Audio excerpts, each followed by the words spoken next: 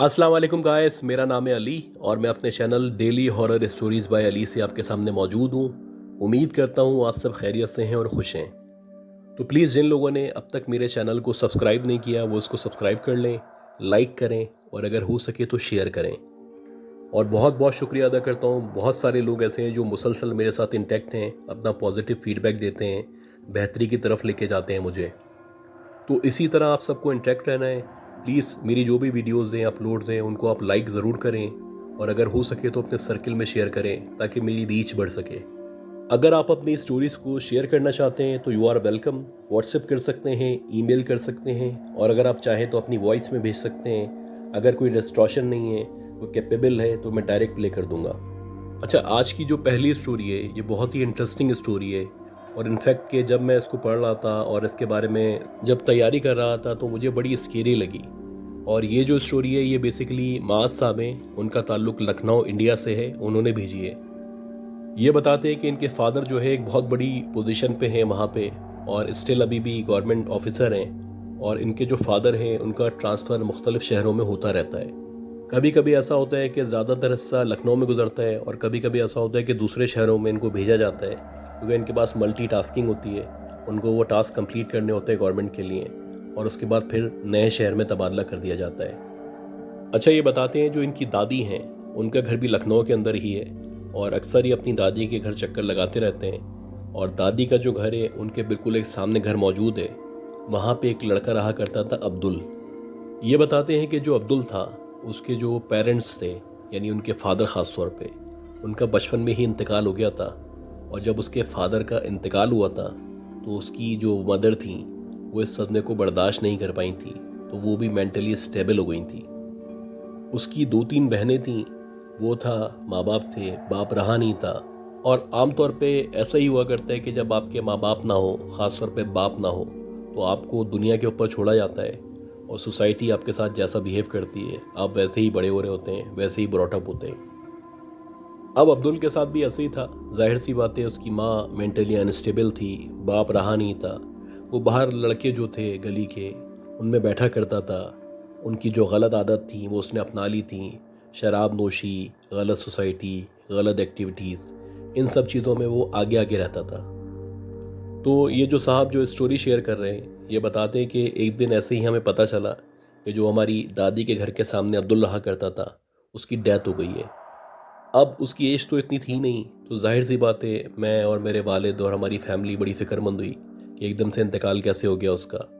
तो बहरहाल जब इन्वेस्टिगेशन की, मालूमात इकट्ठी की तो पता चला क्योंकि वो गलत सोसाइटी में था, शराब की कसरत से जो है वो कंजम्पशन किया करता था। उसके बाद फिर जब वो शराब नोशी ज़्यादा करता था तो उसको एक बीमारी लग गई थी और उसी बीमारी की वजह से उसकी डेथ हुई थी। इसी तरह ये बताते हैं कि एक दफ़ा हम लोग दादी के घर गए हुए थे और यही सारी बातें डिस्कस हो रही थी, अब्दुल का जिक्र हो रहा था। तो इनकी जो फैमिली में इनकी आंटी थी यानी इनकी जो चची थी, उन्होंने बताया कि मुझे कभी कभी बहुत ज़्यादा खौफ महसूस होने लगता है और जब भी मैं सामने वाले घर की तरफ देखती हूँ तो मेरा दिल ऐसा लगता है कि बंद होने लगा है। और वो बताने लगी कि ख़ास तौर पे दोपहर का टाइम ऐसा होता है कि जब मुझे बहुत ज़्यादा डर लगता है। अब ये जो साहब स्टोरी लिखते हैं ये बताते हैं कि मेरी आदत है कि कोई भी बात अगर मुझे पता चलती है तो मैं उसकी पूरी इन्वेस्टिगेशन करता हूँ, उसकी तह तक जाता हूँ और कोशिश करता हूँ कि ज़्यादा से ज़्यादा मालूमात इकट्ठी कर सकूँ। और ऐसा ही हुआ कि उनकी जो चची थी या उनकी जो आंटी थी उनसे उन्होंने पूछा, इंसिस्ट किया कि भाई आपको इतना खौफ क्यों महसूस होता है, ऐसी कौन सी बात है जिसकी वजह से आप डर जाती हैं। पहले तो इनकी जो आंटी थी वो टालने लगी, लेकिन जब इन्होंने ज़्यादा इंसिस्ट किया तो उन्होंने कहा कि मेरी आदत है कि मैं रोज़ाना नमाज के बाद दोपहर में कुरान की तिलावत करती हूँ और जो तुम्हारे चचा हैं वो जॉब पे होते हैं, तुम्हारे दादा दादी अक्सर 3-4 बजे के टाइम वॉक करने के लिए निकल जाते हैं, तो मैं इस पूरे घर में अकेली होती हूँ और उसी वक्त मुझे सबसे ज़्यादा खौफ महसूस होता है। इसी तरह उन्होंने बताया कि एक दफ़ा दोपहर का टाइम था, नमाज़ पढ़ने के बाद मैं कुरान की तिलावत कर रही थी। मेरा जो फोकस था वो कुरान पाक के ऊपर था, तो मुझे एकदम ऐसा लगने लगा जैसे मेरे करीब कोई मौजूद है या कोई चलता हुआ मेरे करीब आ गया है, हालांकि उस वक्त उस घर में कोई मौजूद नहीं था। अब मैं डर तो चुकी थी, लेकिन बहरहाल मैं अपने आप को समझाने की कोशिश कर रही थी कि डरना ज़रूरी नहीं है, मैं कुरान पाक पढ़ रही हूँ, इंशाल्लाह कुछ नहीं होगा। और ये बताती हैं कि इसी दौरानी में जब मैं कुरान पाक पढ़ रही थी तो मुझे कॉर्नर ऑफ द आई से लगा कि कोई साइड में मेरे करीब आके खड़ा हो गया है और बाकायदा मुझे उसके पाँव नज़र आ रहे हैं। अब ये बताती हैं कि जब बाकायदा पाँव नज़र आने लगे तो वो बड़े भयानक पाँव थे और ऐसा लग रहा था कि जले हुए पाँव हैं। उसके बाद जब मैंने देखा पलट के तो वहाँ पे वही लड़का खड़ा हुआ था, अब्दुल, जिसका अभी कुछ दिनों पहले इंतकाल हुआ था। अब जब मैंने ये देखा कि वो लड़का खड़ा हुआ है तो मैं फ़ौरन उस रूम से बाहर की तरफ भागी और बाहर आ गई और वेट करने लगी कि तुम्हारे दादा दादी आ जाएं तो उनको मैं बताऊं। और ऐसे हुआ कि जब तुम्हारे दादा दादी आ गए, तुम्हारे चचा आ गए, उन सबको मैंने बताया तो सब कहने लगे कि तुमने जहन पे सवार कर लिया है, ऐसा कुछ भी नहीं है, ऐसा हो ही नहीं सकता, उस लड़की की तो डेथ हो चुकी है। लिहाजा उन्होंने मतलब वो जो समझाने का तरीका होता है उसी तरह मुझे समझाया और कहा कि इग्नोर कर दो, ऐसा कुछ भी नहीं है। बहरहाल इसी तरह टाइम गुजरता रहा। अब ये बताते हैं कि कुछ दिनों बाद ऐसा हुआ कि इनकी जो दादी दादा हैं वो एक कमरे में सोया करते हैं। दादी इनकी बेड पे सोती हैं, दादा इनके जो सामने सोफ़ा लगा हुआ है वहाँ पे सोते हैं। तो इसी तरह एक रात थी, ये दोनों सो रहे थे तो एकदम से इनकी दादी की आंख खुली। रात के तकरीबन 2 या ढाई बजे का टाइम था। अब दादी ने जब देखा तो इनके दादा के मुंह के करीब, यानी जहाँ वो सोफ़े पे लेटे हुए हैं, एक बहुत बड़ी सी बिल्ली है जो उनके मुंह के करीब खड़ी हुई है और दादा को बहुत गौर से देख रही है और इस तरह देख रही है जैसे कि वो इनकी जानने वाली हो। अब इनकी दादी उठी और उठ के उन्होंने फ़ौरन लाइट खोली और एक स्टिक उठा ली कि इस बिल्ली को भगा सकें। अब जैसे ही उन्होंने लाइट खोली तो वहाँ से बिल्ली गायब थी। अब ये बताते हैं कि वो जो कमरा है उसमें ना कोई खिड़की मौजूद है, उसमें सिर्फ एक दरवाज़ा है और रात में ये लोग बंद करके सोते हैं। तो बहरहाल जब इनकी आँख खुली थी तब भी वो दरवाज़ा बंद था, बिल्ली के आने का इम्कान ही नहीं था। इसी दौरानिए में इनके दादा भी उठ गए। दादा ने भी दादी के साथ मिलकर बिल्ली को तलाश किया मगर वो पूरे कमरे में मौजूद नहीं थी। अच्छा, इसी तरह ये बताते हैं कि एक दफ़ा ये अपनी दादी के घर रुके हुए थे, ये भी थे, इनके फादर भी साथ थे और ये लोग एक कमरे में दोनों सो रहे थे। ये बताते हैं कि जब ये सो रहे थे तो इनका जो मुंह था वो एक स्टोर रूम की तरफ था और ये स्टोर रूम की तरफ मुंह करके सो गए थे। अब इन्होंने ख्वाब देखा। उस ख्वाब में ये देखते हैं कि जो सामने स्टोर रूम मौजूद है उस स्टोर रूम का गेट एकदम से खुला है और गेट खुलने के बाद उस स्टोर रूम से एक बहुत ही भयानक आदमी, इसकी बड़ी खौफनाक शक्ल है, लाल आँखें हैं और उसके जो पाँव हैं और हाथ हैं वो किसी जानवर की तरह हैं, वो स्टोर रूम से बाहर निकलता है और इनकी तरफ आ रहा है और इनकी तरफ इस तरह से आ रहा है जैसे वो इनके करीब आएगा वो इनकी जान ले लेगा। बहरहाल ये बताते हैं कि जैसे ही वो मेरे बहुत करीब पहुंचा तो एकदम से मेरी आंख खुल गई। जब मेरी आंख खुली तो मेरा जो मुंह था वो स्टोर रूम के सामने था और उसका दरवाज़ा बाकायदा खुला हुआ था, लेकिन वहाँ पे कोई आदमी मौजूद नहीं था। ये बताते हैं कि मैंने अल्लाह का शुक्र अदा किया कि ये ख्वाब था। अच्छा, ये तो टाइम गुजर गया।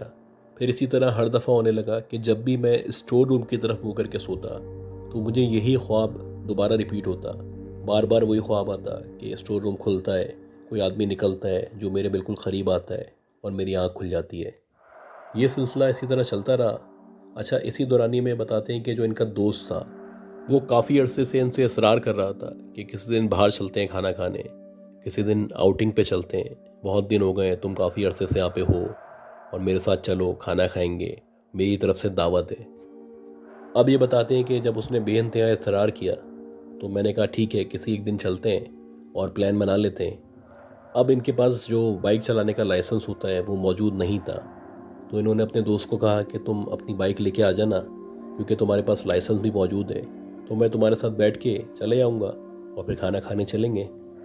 अब ये बताते हैं कि इसी तरह हुआ कि मेरा दोस्त आ गया बाइक पे लेने के लिए, मैं उसके साथ खाना खाने के लिए चला गया और तकरीबन हमें वहाँ से फ्री होते होते रात के 2 या ढाई बज गए थे। अच्छा, साथ साथ ये एक चीज़ बताई इन्होंने कि जो जहाँ पे इनकी दादी का घर था बेसिकली वो एक सोसाइटी है और वहाँ पे तकरीबन एक जैसे ही सारे घर बने हुए हैं और इनका जो घर है उसके घर के सामने पहले अब्दुल का घर है और थोड़ा सा आगे जाएं तो वहाँ पे एक बरगद का दरख्त मौजूद है जो बहुत कदीम है। इसके बारे में कहा जाता है कि ये तकरीबन 400-500 साल पुराना दरख्त है। और वहाँ पे ये बताते हैं कि जो दीगर मज़ाहिब के लोग हैं वो मुख्तलिफ़ एक्टिविटीज़ करते हैं, जैसे धागे बांधते हैं, मन्नतें मानते हैं और उधर अपनी कोई पूजा वगैरह जो है वो करते हैं। अच्छा, ये सब तो होता था लेकिन ये दिन में हुआ करता था। अब जब बहरहाल हम रात के तकरीबन 2 पौने 2 बजे वापस आ रहे थे तो एकदम मेरी नज़र बरगद के दरख्त के पास पड़ी तो मैंने देखा कि वहाँ पे एक लड़का बैठा हुआ है जिसका जो मुंह है वो बरगद के दरख्त की तरफ है और उसने पैंट शर्ट पहनी हुई है। अब पहले तो मैं देख के हैरान हुआ कि इतनी रात में तो कोई यहाँ पे नहीं आता, नॉर्मली लोग दिन में आया करते हैं। अच्छा, जो मेरा दोस्त था वो भी थोड़ा सा परेशान हुआ, वो भी हैरान था कि इतनी रात में ये दरख्त के नीचे बैठा हुआ क्या कर रहा है। ये बताते हैं कि अभी हम दोनों ये सोच ही रहे थे कि ये बंदा यहाँ पे क्या कर रहा है कि वो जो शख्स वहाँ पे दरख्त के नीचे बैठा हुआ था उसने हमें पलट के देखा, और जब उसने हमें पलट के देखा तो हमारे होश उड़ गए, क्योंकि वो दरख्त के नीचे जो बंदा बैठा हुआ था वो वही अब्दुल था जिसका अभी कुछ अरसे पहले इंतकाल हुआ था, और वो हमें देख के मुस्कुराने लगा। अच्छा, मुझे ऐसा लगा कि शायद मेरा वहम है, तो मैंने अपने दोस्त के कंधे पे हाथ रखा और उससे बोला कि तुमने ये देखा सामने कौन है? तो मेरा दोस्त भी मुझे कहने लगा कि हाँ यार, ये तो अब्दुल बैठा हुआ है। अब हमने जब ये सूरत हाल देखी तो हमने सोचा कि यहाँ से बाइक भगाते हैं, ये यकीनन कुछ और मामला है। ये बताते हैं कि जैसे ही हमने बाइक को तेज़ करके भगाना शुरू किया तो वैसे ही वो जो अब्दुल वहाँ पे बैठा हुआ था उसने बाकायदा मेरा नाम लेके आवाज़ दी, और जब उसने मेरा नाम लेके आवाज़ दी तो मुझे ऐसा लगने लगा कि मुझे शदीद सर्दी लगने लगी है और मैं बुखार में तप रहा हूँ। इसी तरह फिर उसने दूसरी दफ़ा आवाज़ दी और मैंने मुड़ के नहीं देखा, और फिर उसने तीसरी दफ़ा आवाज़ दी और बाकायदा वो मेरा नाम लेके मुझे पुकार रहा था। बहरहाल हमने मुसलसल नज़रअंदाज किया, जैसे तैसे हम घर पहुँचे, और जब तक हम घर पहुँचे तो हम दोनों को शदीद बुखार हो चुका था। ऐसा लग रहा था कि शदीद सर्दी लग रही है और हमारा जिस्म थर थर काँप रहा है। हमारी ये हालत देख के हमारे घर वाले भी परेशान हो चुके थे और उन्होंने हमसे पूछा कि ऐसा क्या हो गया है कि तुम लोगों को बुखार हो गया है फ़ौरन। ये बताते हैं कि जैसे तैसे हमने उनको पूरा वाक़या सुनाया, और उसके बाद जो हमारे मोहल्ले वाले थे, हमारे फादर ख़ास तौर पे, वो बड़ा एक्टिव हो गए और उन्होंने सबसे रब्ता किया और सबको बोला कि भाई इस तरह की एक्टिविटीज़ हो रही हैं जो हमारे साथ भी हो रही हैं और उम्मीद है कि आपके साथ भी हो रही होंगी, तो बेहतर ये है कि इसका कोई हल निकालते हैं, यहाँ पे कोई रिलीजियस एक्टिविटीज़ करते हैं, कुछ इस तरह के काम करते हैं कि हम लोगों को इस तरह के वाक़यात का सामना ना करना पड़े। अब ये बताते हैं कि फिर पूरे मोहल्ले ने मुख्तलिफ़ एक्टिविटीज़ की, तमाम मज़ाहिब के लोगों ने अपने हिसाब से वहाँ पे मुख्तलिफ़ काम किए, और आहिस्ता आहिस्ता करके वो जो अब्दुल नज़र आया करता था वो नज़र आना बंद हुआ। उसके बाद जो हमारे घर में और ख़ास तौर पे हमारे दादा दादी और हमारी आंटी के साथ वाक़यात हो रहे थे वो भी आहिस्ता आहिस्ता करके ख़त्म हो गए। अच्छा, इसी तरह की एक स्टोरी है, ये हमें मोहसिन साहब ने भेजी है, और ये अपने एक दोस्त का जिक्र करते हैं। ये बताते हैं कि इनके दोस्त हैं उवैस साहब, और वो शुरू से ही जब से बचपन से ये देखते आ रहे हैं तो उनके अंदर एक था मसला कि जो भी इस तरह की पैरानॉर्मल चीज़ें होती थी, एक्टिविटीज़ होती थी या जगहें होती थी, उनको बहुत थॉरोली इन्वेस्टिगेट किया करते थे, वहाँ पे विज़िट किया करते थे, वहाँ के चक्कर लगाया करते थे। ख़ास तौर पे जो इनके इलाके के अंदर जितने भी घर खाली थे वहाँ पे इन्होंने चक्कर लगाया था, वहाँ पे इन्वेस्टिगेशन की थी। इसके अलावा मतलब शुरू से ही इनकी नेचर थी कि इस तरह की कोई भी बात उनको पता चलती तो ये उसके अंदर घुस जाते थे। अब ये बताते हैं कि इसी तरह हुआ कि हमारा एक दोस्त था जो दूसरे शहर से आ रहा था, तो हम लोगों ने प्लान किया सारे दोस्तों ने कि भाई जब वो आएगा तो हम लोग बाहर लेके चलेंगे उसको, घूमेंगे फिरेंगे, डिनर करेंगे और इन्जॉय करेंगे। और ऐसे ही हुआ कि जब इनका फ्रेंड दूसरे शहर से आया तो ये सारे के सारे जितने भी दोस्त थे, लड़के थे, ये सारे गैदर हो गए और इन लोगों ने प्लान किया कि एक जगह है, बड़ी मशहूर जगह है, वहाँ पे बैठ के हम डिनर करेंगे। अब उसका जो व्यू है वो इस तरह से है कि जहाँ पे ये लोग खाना खाते हैं वहीं से इनको माउंटेन नज़र आती है जो इनके बिल्कुल क़रीब है। वो ज़्यादा ऊंची तो नहीं है लेकिन बहरहाल उस पर चढ़ नहीं सकते, ठीक ठाक ऊंची माउंटेन है और वहाँ से बड़ा अच्छा सा व्यू आता है। अब ये बताते हैं कि हम इसी तरह डिनर में बिजी थे तो हम में से एक दोस्त था, उसने एकदम कहा कि यार देखो माउंटेन पे तुम्हें कुछ नज़र आ रहा है। तो बारी बारी करके हम सब ने देखना शुरू किया। ख़ास तौर पे इनके जो दोस्त थे जिनको बहुत ज़्यादा इस तरह की चीज़ों में इंटरेस्ट था उन्होंने देखा। हमने जब वहाँ पे देखा तो ये बताते हैं कि वहाँ पे एक औरत बैठी हुई थी जो माउंटेन की टॉप पे बैठी हुई थी, और वो वहाँ पे बैठी हुई थी, उसके दुपट्टा और उसके बाल हवा में उड़ रहे थे और ये किसी भी तरह पॉसिबल नहीं था कि वो जो औरत है वहाँ पे चढ़ के बैठ सके, क्योंकि उस माउंटेन पे आप चढ़ ही नहीं सकते थे। अगर आप चढ़ भी जाएं तो उतरना मुश्किल, और उतरे भी तो फिर उसका एक ही रास्ता था, वो हमारे सामने से उतरने का रास्ता था। बहरहाल ये बताते हैं कि हम ये तज्जिया ही कर रहे थे और एक दूसरे से बात ही कर रहे थे कि औरत आखिर ऊपर कैसे चढ़ी है। तो देखते ही देखते वो जो औरत ऊपर टॉप पे बैठी हुई थी वो गायब हो गई। अब जब वो वहाँ से गायब हुई तो मैं भी परेशान हुआ, मेरे दोस्त भी परेशान हुए, और ख़ास तौर पे वो जो हमारा दोस्त था जिसको बड़ा इंटरेस्ट था इन चीज़ों में, तो वही परेशान हुआ, वो हमसे पूछने लगा, हम उससे पूछने लगे कि तुमने देखा है कि यहाँ पे औरत थी वो गायब हुई है। बहरहाल जब हमने एक दूसरे को कंफर्म किया तो हमें यकीन हो चला कि ये औरत यहाँ से गायब हो गई है। अच्छा, इसी दौरानिए में जो इनके दोस्त थे उन्होंने कहा कि भाई हमने तो इस औरत को देख लिया है, क्या इस औरत ने भी हमें देखा है? बहरहाल उसकी बात सुन के हमें बड़ा ताज्जुब हुआ और बात सही भी थी। अब ये बताते हैं कि हम सब ने ये बोला कि यार इग्नोर करो, जितना सोचोगे उतना जहन पे सवार होगा और भूल जाओ जैसे कुछ हुआ ही नहीं था। उसके बाद बारी बारी सब अपने अपने घरों को रवाना हो गए और हम सब इन बातों को भूल गए। अब ये बताते हैं कि इसके बाद से इनका जो दोस्त था ओवैस, उसकी ज़िंदगी में बहुत ज़्यादा तब्दीली आना शुरू हुई। अच्छा, इनका जो दोस्त ओवैस था उसकी आदत थी कि वो लेट नाइट घुमा फिरा करता था, रात को 2 बजे 3 बजे घर आ रहे हैं और बाहर ज़्यादातर टाइम गुजार रहे हैं।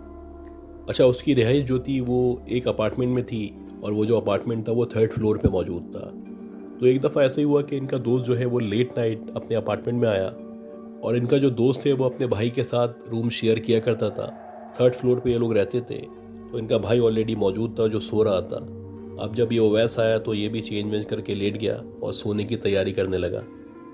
ये बताते हैं कि कुछ देर के बाद इनकी जो दीवार थी उस पर बाकायदा ऐसा लगने लगा कि कोई नॉक कर रहा है या मतलब ज़ोर ज़ोर से हाथ मार रहा है। पहले तो इनकी समझ नहीं आया कि ये आवाज़ कहाँ से आ रही है।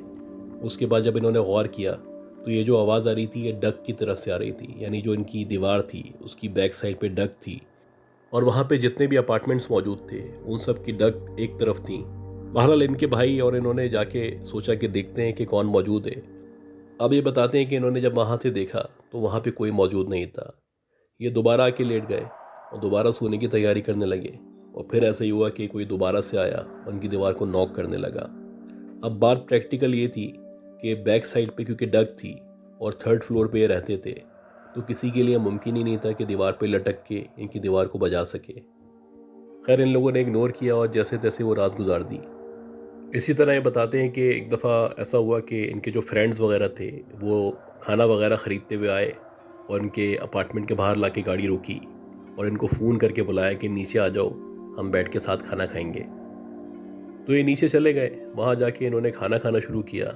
अब खाना खाते खाते जो ओवैस था उसने एक अपनी जो खाने की हड्डी थी वो निकाल के गाड़ी से बाहर फेंकी और जब उसने बाहर फेंकी तो 3-4 सेकंड के बाद वो बाहर से एकदम अंदर आके गिरी।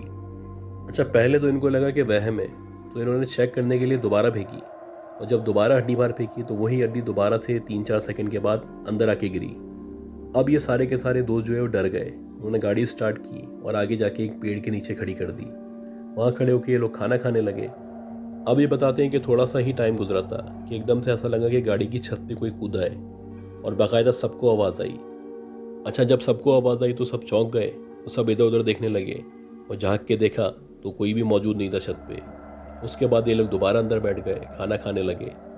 अब क्या हुआ कि बाकायदा ऐसा लगने लगा कि किसी ने चारों तरफ से गाड़ी को पकड़ा है, उसको ज़ोर ज़ोर से हिलाना शुरू कर दिया है। अच्छा, अब जो भी इवेंट्स हो रहे थे उससे कंफर्मेशन हो चुकी थी कि ये जो इवेंट्स हो रहे हैं वो सिर्फ एक बंदे के साथ नहीं हो रहे, वो हम सबके साथ हो रहे हैं। हम लोगों ने ये डिसाइड किया कि हम मुसलसल आयत वगैरह पढ़ते रहेंगे ताकि ये जो वाक़यात हम सबके साथ होना शुरू हो गए ये ख़त्म हो जाए। अब ये बताते हैं कि इसी दौरानिए में हमारा जो एक फ्रेंड था उसको उसके पेरेंट्स ने एक नई गाड़ी दिलाई और जब नई गाड़ी दिलाते हैं तो आपको पता है कि दोस्त यार जो होते हैं वो ड्राइव वगैरह की बात करते हैं कि हाईवे पे चलो या लॉन्ग ड्राइव पे चलो, और ऐसे ही हमने किया कि अपने फ्रेंड को हमने राज़ी किया कि हम लोग हाईवे की तरफ चलते हैं लॉन्ग ड्राइव पे। और हमारा जो फ्रेंड था वो बहुत खुश था, बहुत एक्साइटेड था और बहुत ज़्यादा तेज़ गाड़ी चला रहा था। इसी दौरानिए में बताते हैं कि सामने से एक गाड़ी आ रही थी, वो भी बहुत तेज़ स्पीड से आ रही थी और उसको देख के हमें डर लग रहा था कि वो हमारे अंदर ना मार दे। लेकिन हमारा जो दोस्त था वो खुद मस्ती में था, तो उसने भी जानबूझ के कट मारने की कोशिश की और जब उसने कट मारने की कोशिश की तो जो सामने से गाड़ी आ रही थी उसका थोड़ा सा हिस्सा हमारी गाड़ी में लगा और जब वो हिस्सा हमारी गाड़ी में लगा तो जो हमारा दोस्त था जिसकी ये नई गाड़ी थी तो उसने एकदम से गालियाँ बकना शुरू कर दी और लानत देना शुरू कर दी और जो एक तरीक़ाकार होता है लड़कों का उस तरह का बिहेव करना शुरू कर दिया। और बहरहाल वो जो गाड़ी थी वो गुजर चुकी थी, हमारी गाड़ी आगे बढ़ रही थी और तकरीबन 20-25 सेकंड ही गुजरे थे कि वो जो गाड़ी जिसने अभी टक्कर मारी थी हल्की सी, जिसको हमारे दोस्त ने गालियाँ बकी थी, वही गाड़ी सामने से दोबारा आ रही है। अब ये देख के हम लोग बड़ा हैरान हुए क्योंकि यहाँ पे करीब ही कोई मोड़ मौजूद नहीं था और 15-20 सेकंड में किसी भी तरह मुमकिन नहीं था कि वो गाड़ी दोबारा आ सकती थी। अब जब वो सामने से आती हुई नज़र आई तो मैंने गौर किया कि उसमें कोई बैठा हुआ है, लेकिन उसकी शक्ल नज़र नहीं आ रही। उसका सिर्फ हाथ बाहर निकला हुआ है और उसकी लाइट्स वगैरह बंद हैं। बहरहाल जब वो गाड़ी बिल्कुल क़रीब आई तो मेरे दोस्त ने बड़ी एक्सपर्टली उसको बचा लिया, यानी उसकी गाड़ी को भी नहीं लगी और हमारी गाड़ी को भी नहीं लगी, और खैरियत से हम आगे पीछे हो गए। अब ये बताते हैं कि इसी तरह टाइम गुजरता रहा और कुछ दिनों बाद ऐसा हुआ कि रात के 2 या 2:30 बजे का टाइम था और मेरी आदत थी कि मैं रात में स्मोकिंग किया करता था। तो ऐसे ही हुआ कि मैं अपनी छत पे चला गया और जाके स्मोकिंग करने लगा। हल्की हल्की सी सर्दी सी धुंध हो रही थी। मेरी नज़र सामने वाले घर की छत पे पड़ी तो मैंने देखा कि वहाँ पे एक अजीब सा कोई जानवर नुमा ऑब्जेक्ट है, जैसे शायद कोई बिल्ली या कुत्ता है जो धुंध में आगे पीछे मूव हो रहा है। अब क्योंकि धुंध ज़्यादा थी तो नज़र नहीं आ रहा था, बस इतना पता चल रहा था कि कोई ऑब्जेक्ट है जो सामने मौजूद है। मैं काफ़ी देर तक उस पर गौर करता रहा और जब गौर करने के बाद मैंने देखा करीब आने लगा वो ऑब्जेक्ट, और जैसे जैसे वो ऑब्जेक्ट करीब आता गया तो वो ऑब्जेक्ट जो है वो एक जानवर से बदल के किसी औरत की शक्ल में तब्दील हो गया। और देखते ही देखते ऐसा लगा कि मेरे सामने एक औरत आके खड़ी हो गई है छत पे, जिसके बड़े बड़े बाल हैं जो बिखरे हुए हैं, उसकी बड़ी चमकदार आँखें, हालांकि धुंध मौजूद थी लेकिन उसकी आँखें बाकायदा चमक रही थीं और उसका देखने में बज़ाहिर चेहरा बड़ा भयानक चेहरा लग रहा था। अब ये बताते हैं कि जब मैंने ये सूरत हाल देखी तो मैं बहुत बुरी तरह डर चुका था। मैं आयतल कुर्सी पढ़ता हुआ वापस नीचे आ गया और मुझे अंदाज़ा हो गया कि यकीनन ये एक्टिविटीज़ जो हमारे साथ हो रही हैं ये उसी दिन से शुरू हुई हैं जिस दिन हम डिनर करने गए थे और वहाँ पे हमें माउंटेन पे एक औरत नज़र आई थी। अब ये बताते हैं कि उसके बाद हमने जो करीबी एक इमाम साहब थे उनसे रब्ता किया और उनको बताया कि हमारे साथ मुसलसल इस तरह के वाक़यात पेश आ रहे हैं और इसमें हमारी मदद करें। तो वो जो इमाम साहब थे उन्होंने हमसे कुछ मालूमात ली, कुछ बातें पूछी। उसके बाद उन्होंने अपना जो भी हिसाब था वो लगाया और उसके बाद उन्होंने कहा कि आप सब लोग जो है पाक साफ़ रहें, नमाज की पाबंदी करें और कुछ वज़ाइफ मैं आपको बता रहा हूँ ये आप रेगुलरली पढ़ते रहें। इंशाल्लाह जो भी आपके पीछे लगी हुई है ये यहाँ से चली जाएगी।